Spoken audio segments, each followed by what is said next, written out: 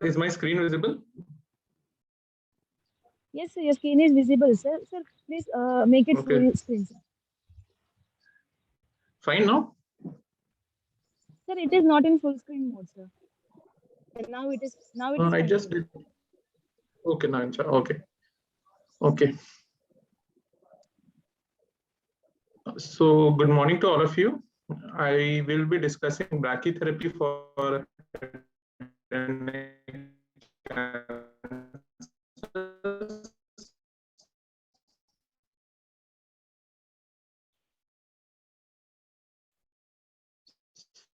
So, since this discussion is primarily meant for our surgical oncology machines like telecobalt and linear accelerators, wherein the patient lies down on a couch and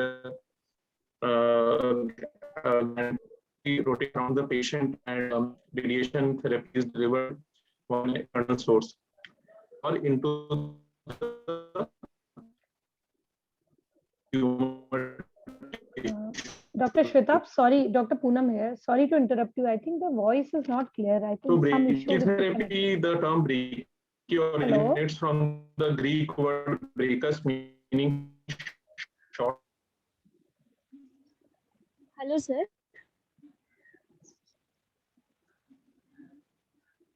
Hello, Dr. Shwetab. Hello.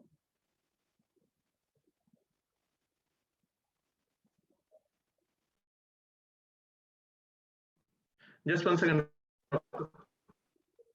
Yeah, Shwetab, Yes, I think there's some issue. Now, I think network. is the voice clear? Yeah, better. I think there is some network issue, I think, from that. Just 1 second. I'll just switch. Just 1 second.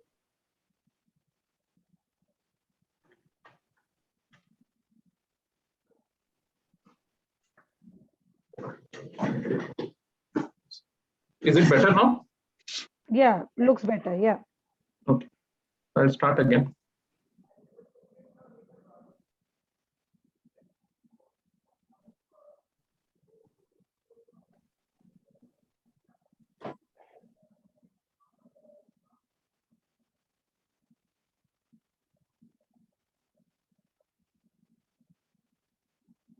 So am I audible now?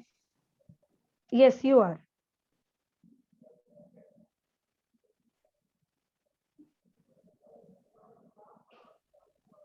I'm audible now. You are So audible. brachytherapy is primarily. So it relies primarily on placing radioactive sources very close to or in contact with the target tissue. And because of the rapid fall off of absorbed dose, high doses can be delivered safely over a short period of time.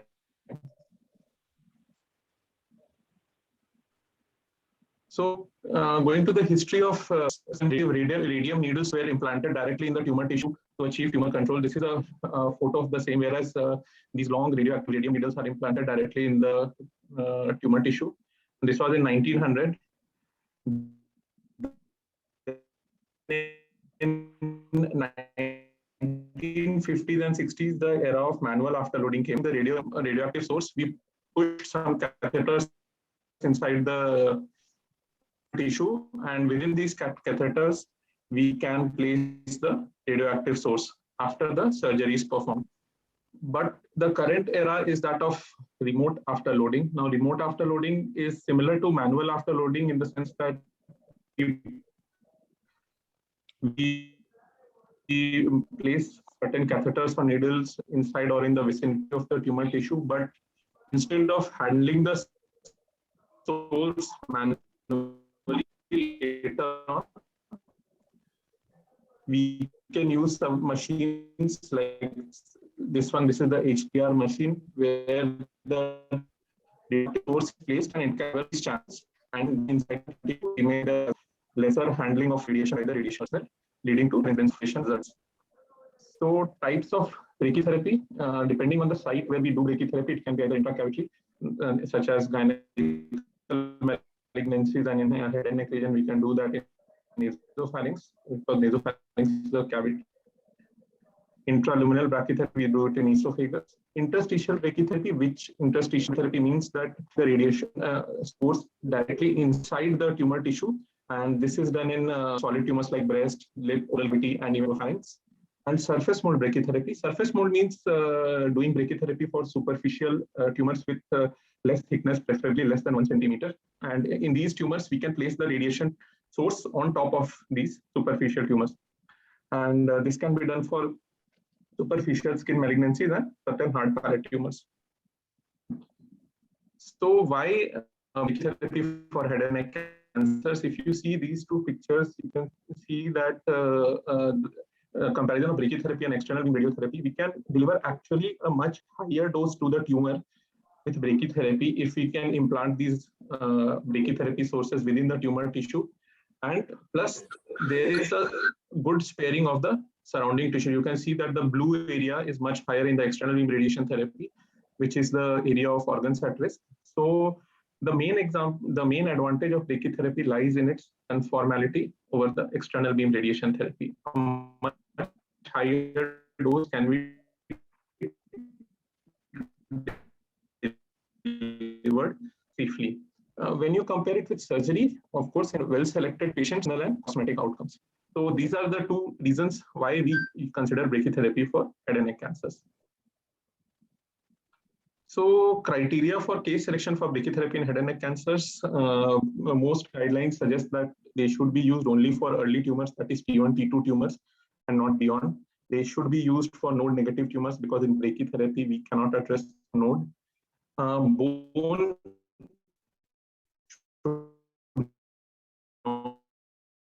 involved, and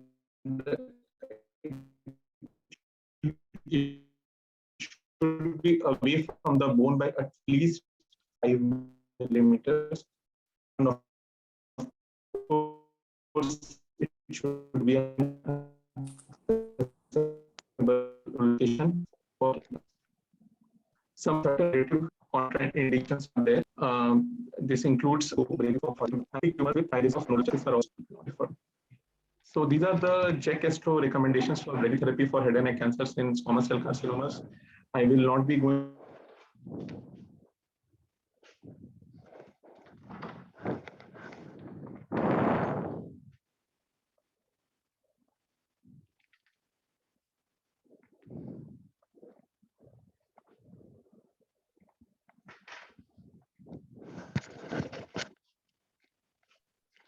Hello, am I audible?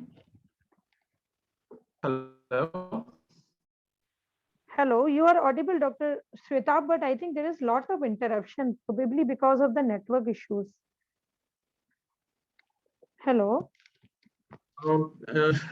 Just one second, Dr. Poonam. Let me change the connection then. We can hear you, but I think there are interruptions in between. So sometimes we are getting not the complete information, but that's okay. If you can improve it.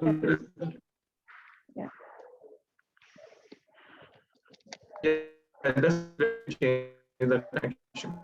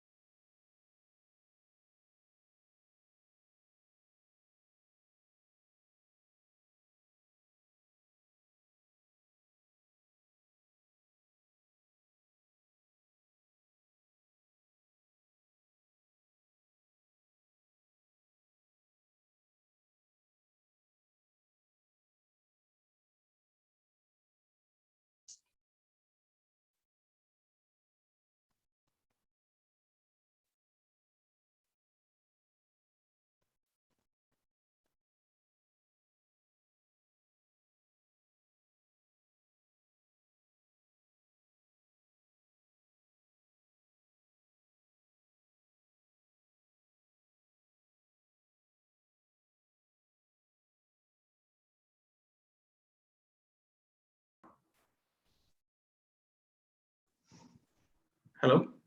Yeah, I'm sorry for the bad connection. I'm trying to do from 2-3 connection. I don't know why it's not working.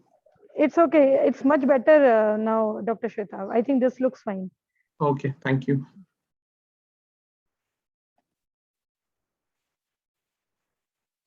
So we were discussing about the indications of brachytherapy, and you can see that it is generally recommended for only for T1, T2 node negative tumors as per most standard guidelines. For large, thick tumors, even if we require to do a brachytherapy, it is usually preferred only after EBRT, and it should be used as a brachytherapy boost rather than a standalone modality. So these are the Jack Esto recommendations for tongue, floor of mouth, buccal mucosa, and lip. So indications of brachytherapy in head and neck cancers in general, we do radical or definitive brachytherapy alone for very early lip cancers, buccal mucosa, certain very selected buccal mucosa cancers, hard palate cancers, tumors of the skin and pinna. As a boost to the primary after EBRT to face and neck, as we discussed, we can do it for nasopharynx, oropharynx, tongue, floor of mouth, and palate cancers. And these tumors in general have a high risk of nodal metastasis. So it is usually not recommended to do brachytherapy alone for these patients. As a salvage and for modality after residual disease after EBRT, and in certain cases of neck nodal recurrences, and even in nasopharynx when there is residual disease after CTRT, we can do a brachytherapy boost. Tumor bed brachytherapy after boost after surgery is also performed intraoperatively in certain centers. And palliative brachytherapy for reducing symptoms such as bleeding, pain, and swelling is also reported in literature.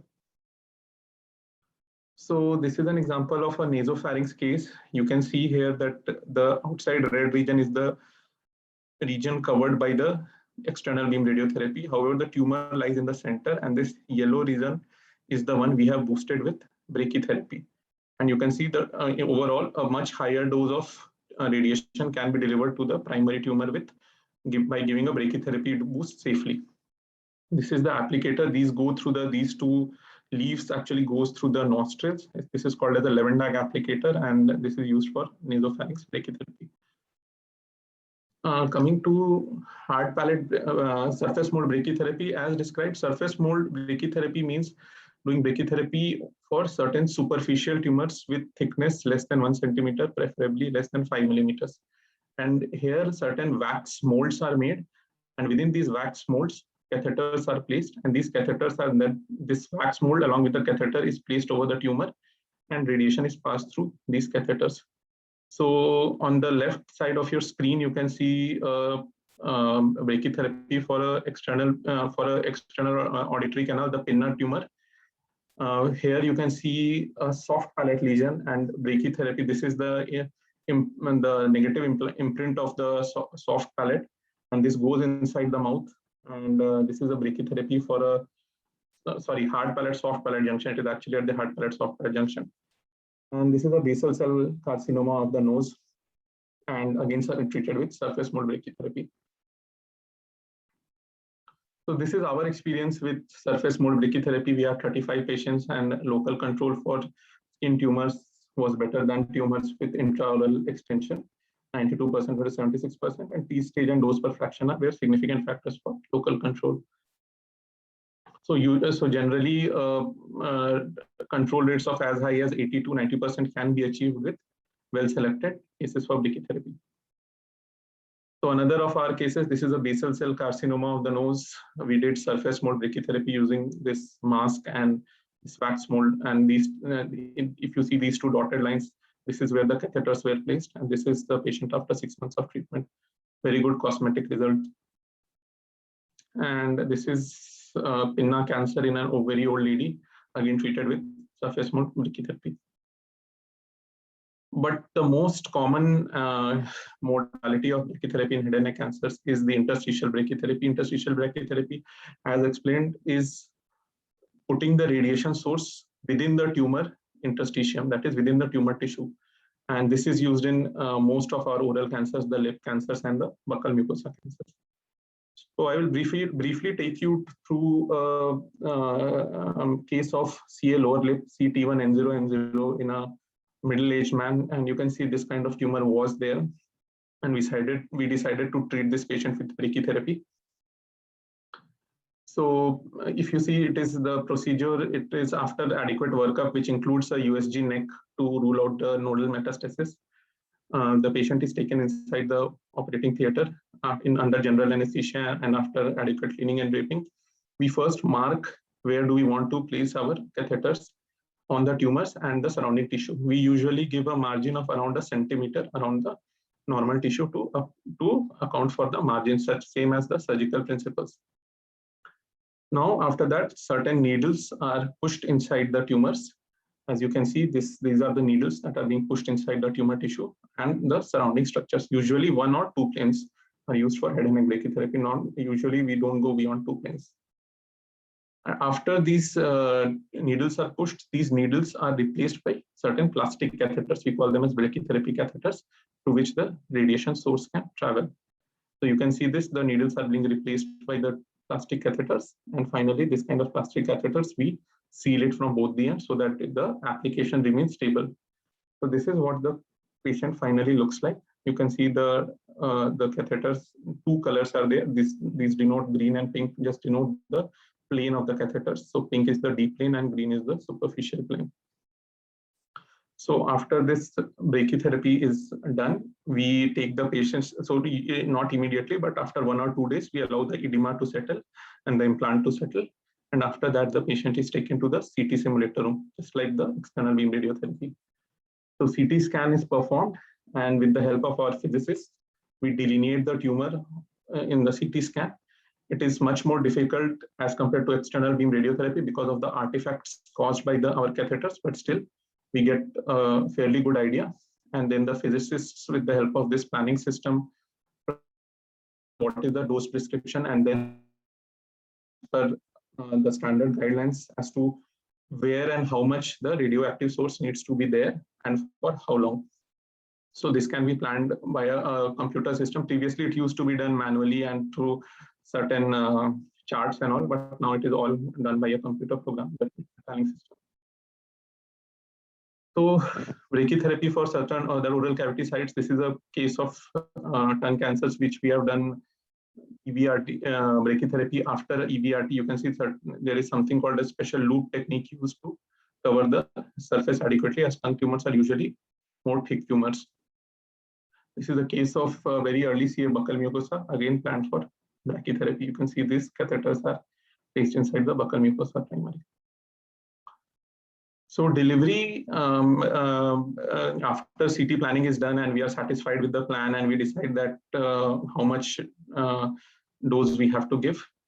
So the patient is taken inside the brachytherapy bunker where this kind of a machine lies. So this houses one small capsule, the brachytherapy capsule.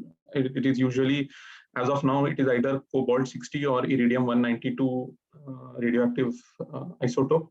In Tata, we use the iridium material. So from this machine, the iridium source traverses through this channel, goes inside this catheter, remains there for the time that we have planned for. Then it comes back. Then again, it goes to the second channel, remains there, come back, and so on. So we can actually decide at what distance it has to be there and for how long. So on all these channels, we can plan it like that. So typically, we plan for 10 to 14 fractions in head and neck cancers, and 2 fractions are given, 1 in the morning and 1 in the evening, usually 6 to 8 hours apart. Each session of brachytherapy lasts for around 15 to 20 minutes. A typical brachytherapy prescription is we give 3.5 gray into 14 fractions. So that is our usual prescription for head and neck brachytherapy. And patient remains admitted around 7 after and be discharged. And the removal of this implant can be done fairly easily under local anesthesia. Yeah, it's an outpatient procedure. So experience with, so lip is the most common site for brachytherapy in oral cavity cancers. So this is one of the large series with relatively long follow-up of lip brachytherapy. You can see the control rates documented are around 85 to 90% at 5 years. But obviously the tumors which are limited only to the skin as compared to those tumors which have an extension into the mucosa do better. So the local control is better. And even the nodal failures, a higher proportion of patients fail in the nodes if the tumor has an extension into the mucosa as compared to the tumors restricted only to the skin. So this is some comparison with some surgical series of T1, T2, N0 lip and buccal mucosa cancers. And you can see the control rates are somewhat similar, around 75 to 90%. And so brachytherapy in experienced hands can achieve a similar local control. So our experience with brachytherapy, this was work done by us 3 years ago. In fact, this was done by me when I was a resident. So 23 patients of lip brachytherapy. We did radical brachytherapy for 3 patients after a wide excision, and EBRT plus brachytherapy for 2 patients. Our control rates were nearly 80%, and there was only 1 local failure and 1 nodal failure. And the cosmesis was excellent. 15 patients out of 23 had grade 0 hypopigmentation, and only 8 patients had some kind of hypopigmentation. So complications of brachytherapy, there can be intraoperative and perioperative complications and those associated with anesthesia. Most of us are aware of that, but these are the same as per the surgical series.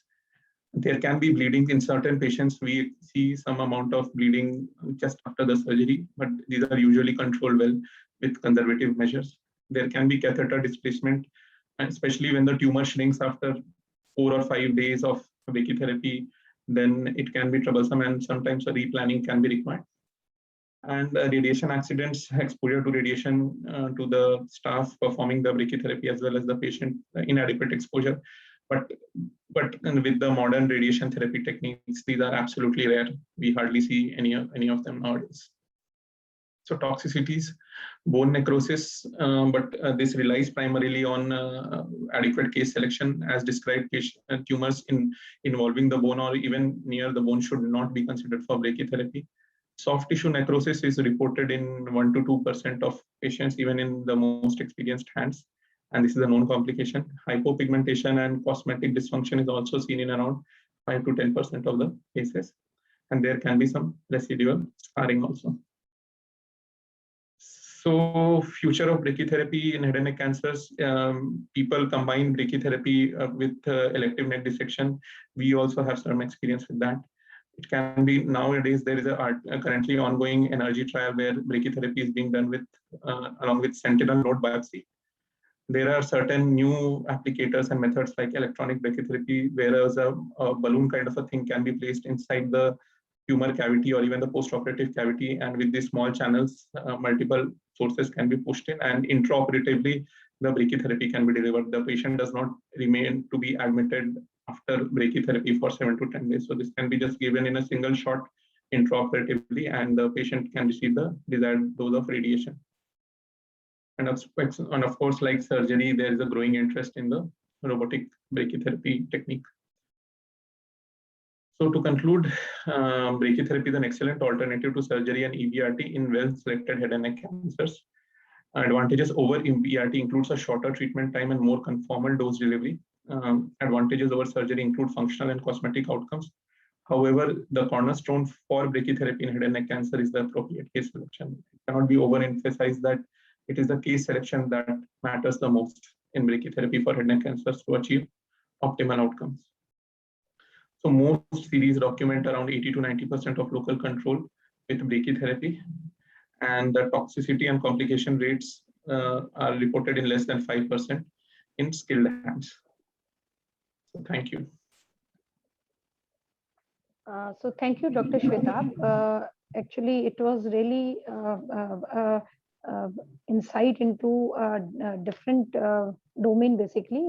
So we all know, as surgical oncologists, we are aware of brachytherapy, but the way you told us in detail regarding the procedure and how the dose is given to the patient, this was really helpful to understand it in detail. So, Dr. Shwetab, I think there is one question, if you could take that, and then I would be also discussing few queries which I have. So Yes. Could you please take the question? Yes, one second. So please enlighten us on high dose rate, intermediate dose rate, and low dose brachytherapy. Okay, so dose rate of brachytherapy. So as of now, I can tell you. So we started with the low dose rate of brachytherapy. It depends on how much grace can be delivered per minute, right? So if you see the old classification, yeah, previously we used to use different isotopes like radium or cesium, and they used to deliver 0.4 to 1.2 gray per minute, and that was the low dose rate. Then came the medium dose rate when we changed the isotopes. Nowadays, exclusively across the world, it is the high dose rate brachytherapy, which means we can deliver more than 10 gray per minute. And the isotopes, as I discussed, there are two isotopes broadly used nowadays. One is the iridium-192 and one is the cobalt-60. So low dose rate and medium dose rate, there was something also called as the pulse dose rate. So all these are now historical concepts. They used to be used in 1960s and 70s where the dose rate was lower, essentially meaning how many grays you can deliver per minute. But nowadays, only high dose rate brachytherapy. Yes. I hope that answers your question, Ved.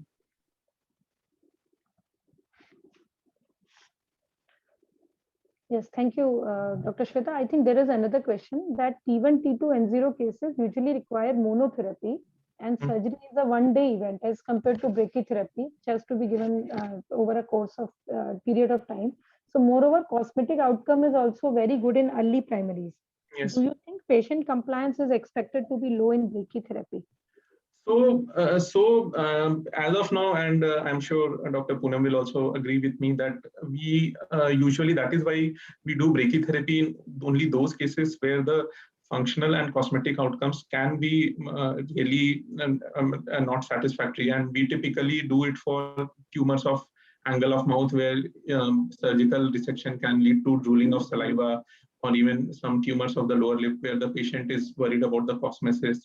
So only, you're very correct in saying that in certain, like say tongue tumors, when the results of excision and primary closure is perfectly fine as compared in terms of functional as well as cosmetic outcomes. So in those cases, we do not do brachytherapy. That is why. But that is why in well-selected patients where the morbidity is likely to be high, we consider brachytherapy. Like in certain tumors of even hard palate, T1, N0 hard palate without bony involvement, there can be a surgical defect that can be created, and it might lead to some functional discomfort for the patients. And in those patients, we do brachytherapy. So that is why if you see the number of brachytherapy cases, we do not do for every early tongue or oral cancer patients. In very well-selected patients only, we prefer it. So I completely agree with you, Shwetab, on this, that there are two criteria basically. One is that the functional outcome. If we know that the functional outcome of surgery is going to be inferior to the brachytherapy, brachytherapy can be given, can be preferred, and the other is naturally the patient preference. So these two have to be taken into account before planning if it has to be a surgery versus brachytherapy. Another question for you, Shwetab. What is level 1 evidence in T1, T2, N0 buccal mucosa cancers which fit the criteria for brachy for definitive RT versus surgery? Vipul, so as you know, there is actually no level 1 evidence for even surgery versus RT in EBRT for early cancers. I don't believe there is any evidence for T1, T2, N0 oral cavity cancers or buccal mucosa cancer. So definitely there is no evidence for comparison of brachytherapy and surgery. Whatever evidence is there, it is on, I showed you, it is retrospective analysis. There are large series which from a single institute only, they have tried to compare their surgical outcomes and brachytherapy outcomes. In fact, there are two papers of around 200 patients each. They are all retrospective analysis. So obviously there is no level 1 evidence, but what has been generally seen and what has been generally reported is that for well-selected lip cancers, buccal mucosa, I showed you another two papers that the results are slightly inferior for buccal mucosa cancers because we do not address the neck in buccal mucosa cancers with brachytherapy, whereas if you do surgery, you usually end up addressing the neck. So that is the main difference if you say surgery and brachytherapy for buccal mucosa cancers. So as you are very correct, there is no level 1 evidence, but I think in well-selected patients, again, brachytherapy can be used as an alternative. And like Dr. Poonam said, it depends on the tumor site, the available expertise, as well as the patient preference and the expected functional and cosmetic outcomes. Thank you, Shwetabh. I think Ratan has shared the this link also. I think that by NCDB Ellis et al. I think we can go through that and we'll get more information from that.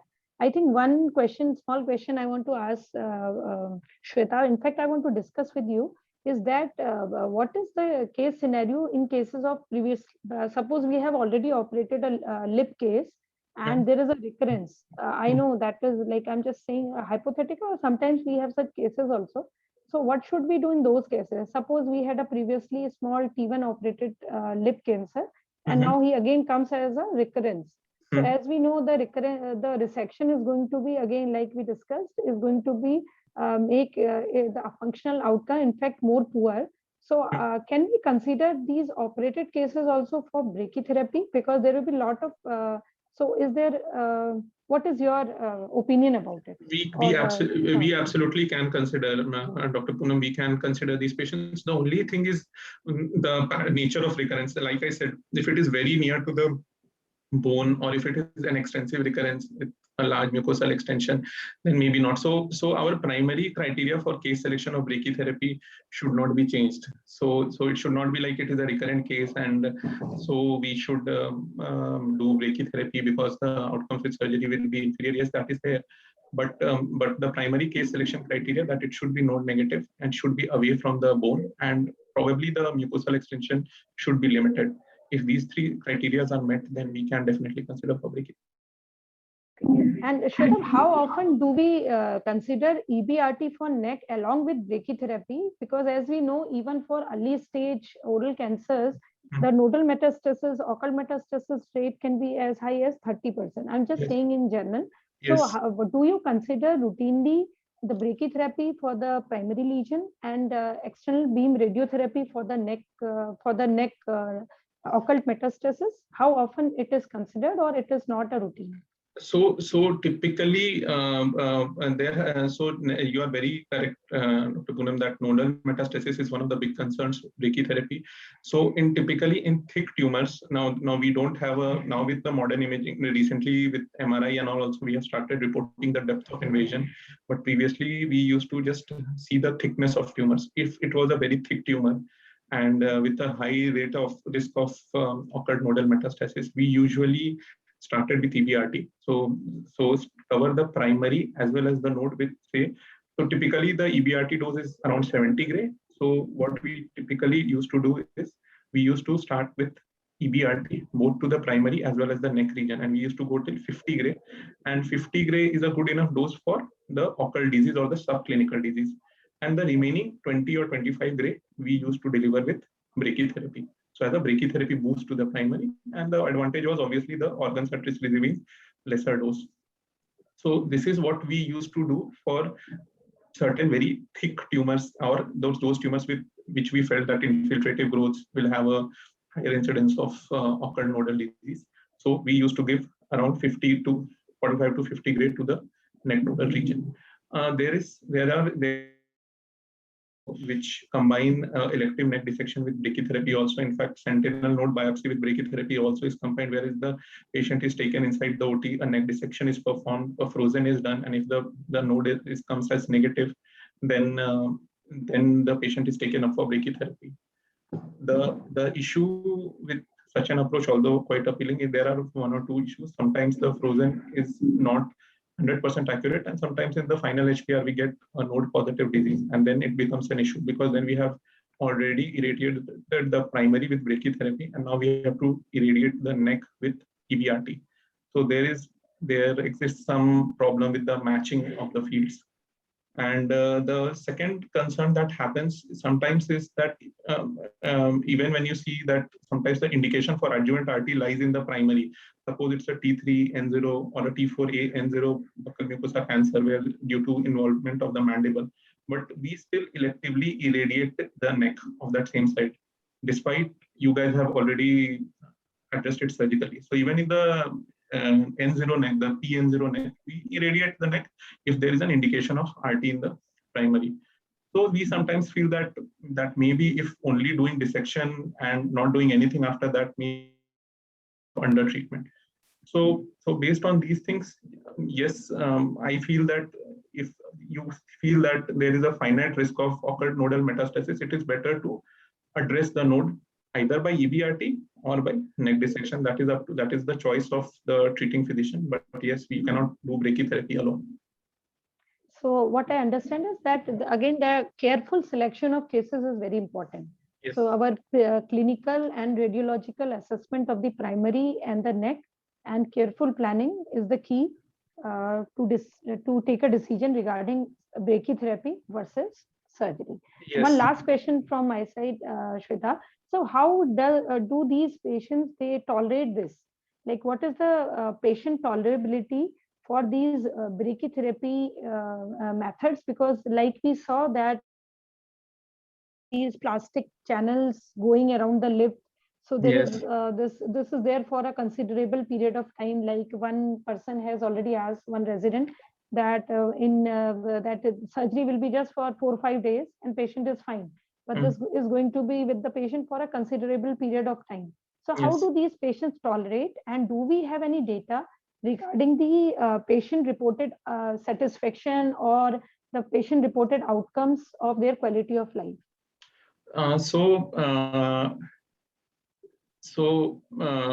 If you see about the tolerability, it is uncomfortable and painful for the patient. I'm sure none of us will like catheters, like 10 catheters sticking around from the lower lip, and the patients are on nasogastric feed during the 7 to 10 days in which they are admitted. So they are not allowed to eat orally.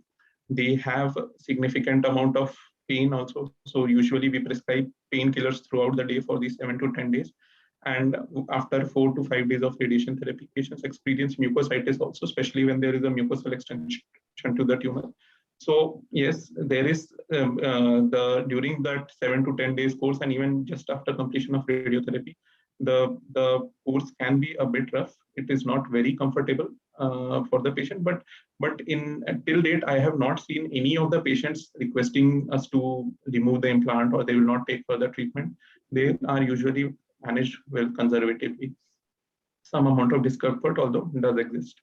Regarding the quality of life data, we from our institute have a prospective trial ongoing, and there is some report, I believe, from France, if I am not wrong, where the patients have reported the satisfaction and the I think it was the PATSAT version, or I don't know which questionnaire they filled, but I believe that more than 90% of the patients were quite happy with the brachytherapy procedure, and the outcomes were quite satisfactory. So correct, Shweta, thank you. I think so. With this, we conclude today's sessions. I think just one. So with this we conclude, and I think we need to understand that brachytherapy basically can be an option basically for early oral cancers, where there can be a high risk of functionally the functional outcomes when can be bad. In those cases, we can carefully consider these cases. And already Dr. Shwetabh described the scenarios where we should be selecting these patients for brachytherapy.